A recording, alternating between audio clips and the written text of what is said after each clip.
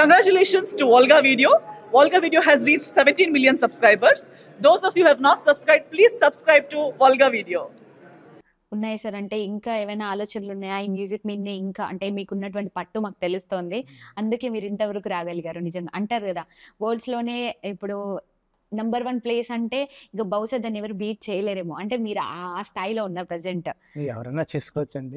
But ఎంత కష్టమో అని తెలుస్తోంది. మీరు చిన్నప్పటి నుంచి స్టిల్ ఈ రోజు వరకు కూడా మ్యూజిక్ మీద పడేటువంటి తపన, ప్రయత్నం ఎప్పుడు కూడా ఆపకుండా మీరు ఇటు లెక్చరర్‌లో చేసుకుంటూ కూడా ఇది చేయడం అనేది it's not an easy thing sir నిజంగా. ఎందుకంటే ఇప్పుడు రెగ్యులర్‌గా మనం నార్మల్‌గా చూస్తుంటే ఎవరైనా సరే ఒక దాని మీద ఉన్నారంటే దాని మీదే రాగలుగుతారు.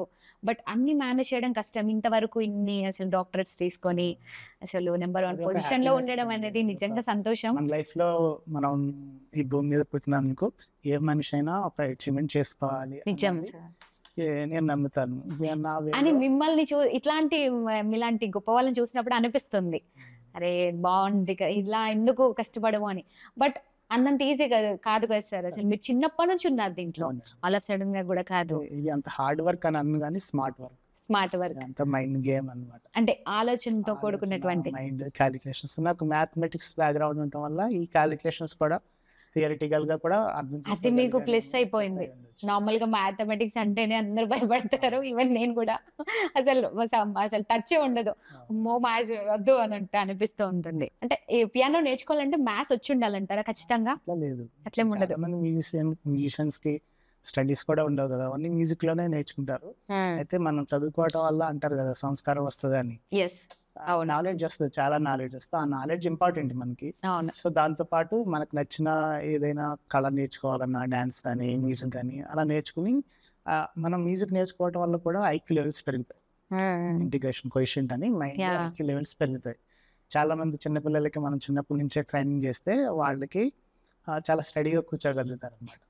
కాన్సన్ట్రేషన్ పోకుండా ఉంటుంది. రిఫ్రెష్మెంట్ కూడా, నాకు కూడా అదే రిఫ్రెష్మెంట్. ఎప్పుడన్నా మనకి హెల్త్ పరంగా బాగోపోయినా వీక్గా ఉన్నా మనం మ్యూజిక్ మీద కాసేపు కూర్చుంటే మొత్తం సెట్ అయిపోతుంది. యా, ఇప్పుడు ఇలాంటి ఇన్స్ట్రుమెంట్స్ కావచ్చు ఏదైనా నేర్చుకోవాలంటే ఆల్ ఆఫ్ సడన్ గా అయితే మనకి అంత వస్తుందంటారా, లేదంటే చిన్నప్పటి నుంచే పిల్లలకి అలవాటు చేయాలంటారా? అంటే ఎట్లా ఉంటుంది? చిన్నప్పటి నుంచి అంటే 10th క్లాస్ తర్వాత ఇప్పుడు ప్రతి స్టూడెంట్ కి సిలబస్ ఎక్కువైపోయింది. అవును, తర్వాత ఎక్స్ట్రా కోర్సెస్ చాలా ట్రైనింగ్ అయిపోయింది. అప్పుడు మీ బ్రెయిన్ ఏంటంటే అన్నిటికీ కోఆపరేట్ చేయలేదు కదా, అందుకనే చిన్నప్పటి నుంచి చేస్తే మీకు ఆ టైం అంతా అక్కడ మీరు స్పెండ్ చేస్తే ఆ టైంలో మీరు గెయిన్ చేయొచ్చు ఏ కళ అయినా. అప్పుడు మీకు రెస్పాన్సిబిలిటీ ఎక్కువ ఉండదు కాబట్టి బ్రెయిన్ మీకు చెప్తే అది క్యాప్చర్ చేసి తొందరగా తీసుకుంటుంది.